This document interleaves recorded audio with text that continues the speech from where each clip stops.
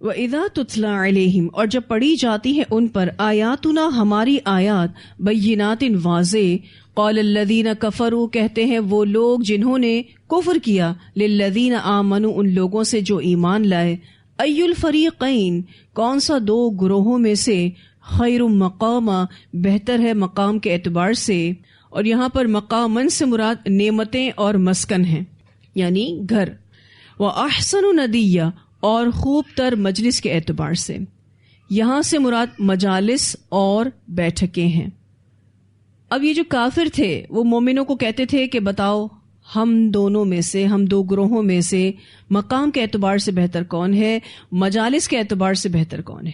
Actually مشرکین کا یہ قول تھا کہ وہ لباس، مال و متاع اور شکل و صورت میں افضل ہیں۔ وہ یہ کہتے تھے کہ دیکھو کس کے مکانات پرتکلف ہیں، کس کی بیٹھکیں سجی ہوئی ہیں، کس کی بیٹھکیں آباد اور بارونق ہیں۔ جیسے آپ نے آج کل دیکھا ہوگا کہ مختلف کلبس کی ممبرشپ بھی اسٹیٹس سمبل ہوتی ہے نا، بالکل ان کے بھی کچھ کلبس تھے، کچھ بیٹھکیں تھیں، کچھ ایسی میٹنگز ان کی ہوتی تھیں جس میں بڑے بڑے سردار آتے تھے۔ تو یہ کہتے تھے دیکھو ہمارے پاس آنے جانے والے لوگ، ہمارے پاس اٹھنے بیٹھنے والے لوگ کون ہیں اور تم کیسے لوگ ہو۔ تو کفار مکہ نے مسلمانوں کا مذاق اڑاتے ہوئے ایک طرح سے سوال کیا کہ ذرا دیکھو تو صحیح مجلسی شان و شوکت اور معاشرتی مقام اور مرتبہ کس کے پاس ہے، دیکھو سٹیٹس کس کا زیادہ ہے۔ ایک طرف تم غریب فقراء قسم کے لوگ جو محمد کے فالوورز ہو، یعنی محمد صلی اللہ علیہ وسلم کے فالوورز ہو، اور دوسری طرف دیکھو مکہ کے سردار۔ ہم نے اس طرح کی بات سورۃ الکہف میں بھی پڑھی تھی، آیت نمبر 34۔ باغ والے نے اپنے ساتھی سے کیا کہا تھا کہ میں تم سے بہت زیادہ ہوں مال میں اور بہت زیادہ ہوں نفری کے اعتبار سے۔ یہ مشرکین بھی کچھ اسی طرح کی بات کرتے تھے، وہ کہتے تھے کون زیادہ بہتر ہے۔ اب ان کو جواب دیا جا رہا ہے وَكَمْ أَهْلَكْنَا اور کتنی ہی ہلاک کر دی ہم نے، قبلہم ان سے پہلے، من قرن بستیوں میں سے، ہم احسن وہ زیادہ اچھے تھے، اثاثاً گھر کے سامان کے اعتبار سے، ورئیا اور منظر کے اعتبار سے۔ اثاثاً کا جو لفظ ہے حمزہ ثا سے ہے، لباس کو، برتنوں کو، فرش کو، جوتوں کو اور سجاوٹ کے سامان کو کہتے ہیں، یعنی یہ سب چیزیں ہی مراد ہیں۔ تو اللہ سبحانہ تعالیٰ نے ان کو جواب دیا، ان کے مغالطے کا جواب دیا کہ ظاہری نعمتوں اور مالداری میں آگے نکلے ہوئے لوگوں کو ان کی بدعمالیوں نے تہس نہس کر دیا۔ تو قریش مکہ کو یہ بات معلوم ہونی چاہیے کہ قوم ہود، قوم صالح اور قوم شعیب جو اپنے اپنے رسولوں کو جھٹلا کر تباہ ہو گئیں، حالانکہ وہ دنیاوی شان و شوکت میں، مال و اسباب میں، شکل و صورت میں کہیں زیادہ بہتر تھی۔ اللہ تعالیٰ فرماتے ہیں ہم احسن اثاثا ورئیا، وہ زیادہ اچھے تھے گھر کے سامان کے اعتبار سے اور منظر کے اعتبار سے۔ ان کے گھر بہت لگژریس تھے اور اتنے خوبصورت تھے منظر کے اعتبار سے، یعنی گھر کا لک بھی بہت اچھا تھا، ویو بھی بہت اچھا تھا۔ تو انسان کے ساتھ صرف نیک عمل جاتا ہے۔ آج اسی نیک عمل کو انسان زحمت سمجھتا ہے، یہ کون کرے گا اس کو، لیکن جائے گا نیک عمل ہی، باقی سب کچھ یہیں چھوٹ جائے گا۔ قل کہہ دیجئے من کان فی الضلالۃ جو کوئی ہے گمراہی میں، فلیمدد پس ضرور ڈھیل دیتا ہے، لہ الرحمن اس کے لیے رحمان، مدہ خوب ڈھیل۔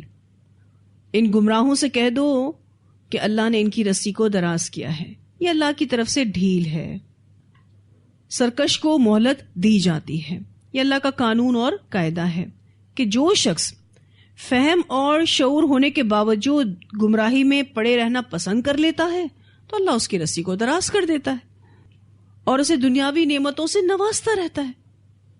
پھر ہوتا کیا ہے، جب وہ گناہوں میں بہت زیادہ بڑھ جاتا ہے، اس کی مہلت کا ٹائم ختم ہو جاتا ہے، بس پھر اللہ اس کو پکڑ لیتا ہے، پھر نہیں چھوڑتا، پھر اللہ نہیں چھوڑتا۔ تو یہاں نبی اکرم صلی اللہ علیہ وسلم سے کہلوایا جا رہا ہے کہ آپ ان گمراہوں کو کہہ دیجئے قل من کان فی الضلالۃ فلیمدد لہ الرحمن مدا، اللہ تم کو ڈھیل دے رہا ہے۔ تم یہ مت سمجھو کہ نعمتیں پا کے تم خوش نصیب ہو، نعمتیں پا رہے ہو اللہ تم سے راضی ہے، تم یہ مت سمجھو۔ حتیٰ یہاں تک کہ اذا جب رأو وہ دیکھ لیں گے ما یوعدون جو وہ وعدہ کیے جاتے ہیں، اما العذاب یا عذاب و اما الساعہ اور یا قیامت کی گھڑی، جب وہ دیکھ لیں گے یا تو عذاب یا قیامت، فسیعلمون تو ان قریب وہ جان لیں گے من ہوا کون ہے وہ جو شر مکانہ بدترین مقام میں و اضعف جندہ اور زیادہ کمزور ہے لشکر کے اعتبار سے۔ جلد ہی پتہ چل جائے گا کہ کس کا مکان برا ہے اور لشکر کس کا کمزور ہے۔ آپ دیکھیں تو پیچھے انہوں نے کیا کہا تھا مسلمانوں سے، مشرکین مکہ نے، خیر مقامہ، تو اللہ تعالیٰ نے جواب دیا شر مکانہ، ٹھیک ہے، اور وہ احسن الندیہ کے جواب میں کیا کہا، وہ اضعف جندہ۔ انہوں نے کہا تھا کہ ہم تو بہت پاورفل ہیں، ہمارے گھر بھی بہت اچھے ہیں۔ اللہ تعالیٰ نے کہا کہ جیسے یہ عذاب دیکھ لیں گے یا پھر یہ قیامت دیکھ لیں گے تو ان کو پتہ چل جائے گا، ان کے علم میں آ جائے گا کہ کس کا مکان برا ہے اور لشکر کس کا کمزور ہے۔ وَيَزِيدُ اللَّهُ اور زیادہ دے گا اللہ الَّذِينَ اهْتَدَوْا ان لوگوں کو جنہوں نے ہدایت پائی، ہدا ہدایت، صحیح راستے پر چلنے والے آگے بڑھتے جاتے ہیں، منزل کے قریب پہنچ جاتے ہیں، کیونکہ اہل ایمان نیکیوں کے ساتھ جیتے ہیں نا۔ تو اللہ تعالیٰ فرماتے ہیں وَيَزِيدُ اللَّهُ الَّذِينَ اهْتَدَوْا هُدًى اور زیادہ دے گا اللہ ان لوگوں کو جنہوں نے ہدایت پائی، ہدایت۔ دیکھیں یہ مال و دولت دنیا میں رہ جائے گا اور دوام نیک اعمال کو ہی ہے۔ اللہ تعالیٰ فرماتے ہیں والباقیات الصالحات اور باقی رہنے والیاں نیکیاں ہیں، خیرن بہت بہتر ہیں، عند ربک نزدیک آپ کے رب کے، ثواباً ثواب میں، وخیر مردا اور بہت بہتر ہیں انجام میں۔ والباقیات الصالحات کے بارے میں ہم نے تفصیل سے پڑھا تھا، یہاں سے مراد نماز، ذکر اور خیر و بلائی کے کام ہیں۔ تو بقا اور دوام نیک اعمال کو ہی ہے، یہ بدلے کے اعتبار سے بھی بہتر ہیں۔ افرأیت الذی کیا پھر دیکھا آپ نے اس شخص کو جس نے، یہاں پر افرأیت کے شروع میں جو حمزہ ہے یہ استفہام کا ہے، اور پھر اگر آپ فا کو چھوڑ دیں تو بعد اس کے رأیت کا لفظ ہے۔ حمزہ استفہام رأیت کے لفظ کے ساتھ آئے تو آنکھ سے دیکھنا مراد نہیں ہوتا، مراد غور و فکر کرنا ہے، یا پھر اس کا ٹرانسلیشن کچھ یوں کیا جاتا ہے بتاؤ مجھ کو، ٹھیک ہے، افرأیت بتاؤ مجھ کو۔ افرأیت الذی کیا پھر دیکھا آپ نے اس شخص کو جس نے کفر کفر کیا بآیاتنا ہماری آیات کے ساتھ، وقال اور کہا لأوتین البتہ وہ ضرور دیا جائے گا مالا و ولدا مال اور اولاد۔ کافر کہتا ہے کہ کل یعنی قیامت کے دن مجھے اور بھی بہت کچھ ملے گا، مال بھی ملے گا، اولاد بھی ملے گی۔ آج ایکچولی جس کو مال مل جائے یا اولاد اس کی قابل ہو جائے تو وہ سمجھتا ہے کہ اللہ اس سے راضی ہے، باوجود اس کے کہ وہ بہت سارے گناہ کر رہا ہوتا ہے۔ تو یاد رکھنے والی بات ہے کہ ایسا شخص جو بہت گناہوں میں مبتلا ہے، اللہ اس کو اگر نعمتیں دے رہا ہے تو وہ نعمتیں اس کے لیے آزمائش ہیں، امتحان ہیں، کیونکہ اللہ دے کر بھی آزماتا ہے اور لے کر بھی آزماتا ہے۔ یہ جو آیت ابھی آپ نے پڑھی اس کا ایک پس منظر بھی بیان کیا جاتا ہے۔ سیدنا خباب بن ارت رضی اللہ تعالیٰ عنہ بیان کرتے ہیں کہ میں دور جاہلیت میں پیشے کے اعتبار سے لوہار تھا، اور میں نے عاص بن وائل سہمی کا کچھ کام کیا تھا۔ میں اس کے پاس آیا اور اس سے اپنی مزدوری کا تقاضا کیا، تو اس نے کہا میں تیرا معاوضہ اس وقت تک ادا نہیں کروں گا جب تک کہ تو محمد صلی اللہ علیہ وسلم کی فرما برداری سے نہ نکل جائے، یعنی تجھے محمد صلی اللہ علیہ وسلم کی نافرمانی کرنی ہوگی، تبھی تجھے تیرے کام کے پیسے ملیں گے۔ میں نے کہا، یعنی اب خباب بن ارت نے جواب دیا، میں نے کہا میں تو محمد صلی اللہ علیہ وسلم کے ساتھ کفر اس وقت تک نہیں کر سکتا جب تک تو مر کر دوبارہ زندہ نہ ہو جائے۔ اس کافر نے کہا کیا میں مرنے کے بعد دوبارہ زندہ کیا جاؤں گا؟ میں نے کہا کہ ہاں۔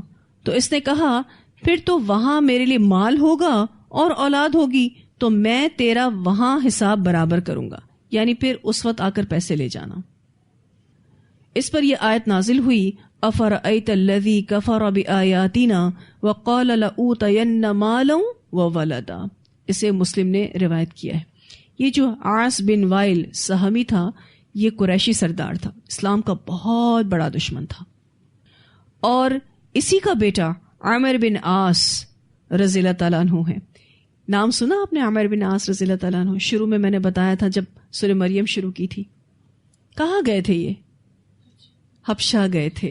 جب یہ مسلمان نہیں تھے تب یہ بطور سفیر حبشہ گئے تھے, ان مسلمانوں کو واپس لانے کے لیے جو ہجرت کر کے چلے گئے تھے حبشہ. یہ عاص بن وائل کے بیٹے ہیں, عامر بن عاص.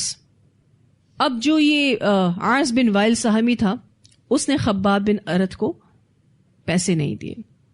کہا پیسے آخرت میں آ کے لینا, کیونکہ یہاں ہماری جب دنیا اچھی ہے تو اگر قیامت آئی تو آخرت بھی اچھی ہوگی. وقال لأوتین مالا وولدا. اس آیت میں کفار کی تردید ہے کہ انہیں آخرت میں مال اور اولاد ملے گی, اور تردید اگلی آیت میں ہے اطلع الغیب, کیا اس کو پتا چل گیا غیب کا, یا وہ مطلع ہو گیا غیب پر. ام اتخذ, یا اس نے بنا لیا عند الرحمن, رحمان کے پاس عہدن, کوئی عہد. پہلی بات کیا ہے اطلع الغیب, کیا اس نے کل کو جھانک کر دیکھ لیا ہے؟ کیونکہ دو ہی باتیں ہو سکتی ہے نا, ایک بات یہ ہو سکتی ہے یا تو اس نے اپنا انجام دیکھ لیا ہے اطلع الغیب, اور دوسری بات کیا ہو سکتی ہے ام اتخذ عند الرحمن عہدا, یا تو اس نے اللہ سے کوئی عہد لے رکھا ہے. اب جو شخص یہ دعوے کر رہا ہے اس کے پاس دلیل کیا ہے؟ کون سا دعویٰ کہ میرے پاس آخرت میں مال اور اولاد ہوگی؟ اس کے پاس دلیل کیا ہے؟ کیا وہ غیب کو جانتا ہے, یا اللہ سے اس نے کوئی پرومس لے رکھا ہے؟ کیا اس کے پاس جنت میں جانے کا ویزا ہے یا جنت کا سرٹیفکیٹ ہے؟ جب نبی اکرم صلی اللہ علیہ وسلم نے فرمایا کہ میں نہیں جانتا میرے ساتھ کیا ہوگا, تو کوئی عام انسان کیسے یہ بات کر سکتا ہے؟ کلا, ہرگز نہیں. اب یہ جو کلا کا لفظ ہے نا, یہ حرف توبیخ ہے. توبیخ کہتے ہیں ملامت کرنا, ڈانٹنا, دھمکانا. یہ ما قبل کی نفی اور ما بعد کی تاکید کے لیے ہوتا ہے. ٹھیک ہے, آج اس کو اچھے سے سمجھ لیں. کلا حرف توبیخ ہے, اور توبیخ کہتے ہیں ڈانٹنے کو, دھمکانے کو, ملامت کرنے کو. اور یہ کیوں آتا ہے؟ یہ ما قبل کی نفی, ما قبل یعنی جو بات اس سے پہلے ہوئی ہے اس کو کینسل کر رہا ہے, نفی کر رہا ہے اس کی, اور ما بعد کی تاکید کے لیے ہوتا ہے, یعنی کلا کے بعد جو بات آ رہی ہے اس کی تاکید کے لیے آتا ہے. اب کیا بات آ رہی ہے؟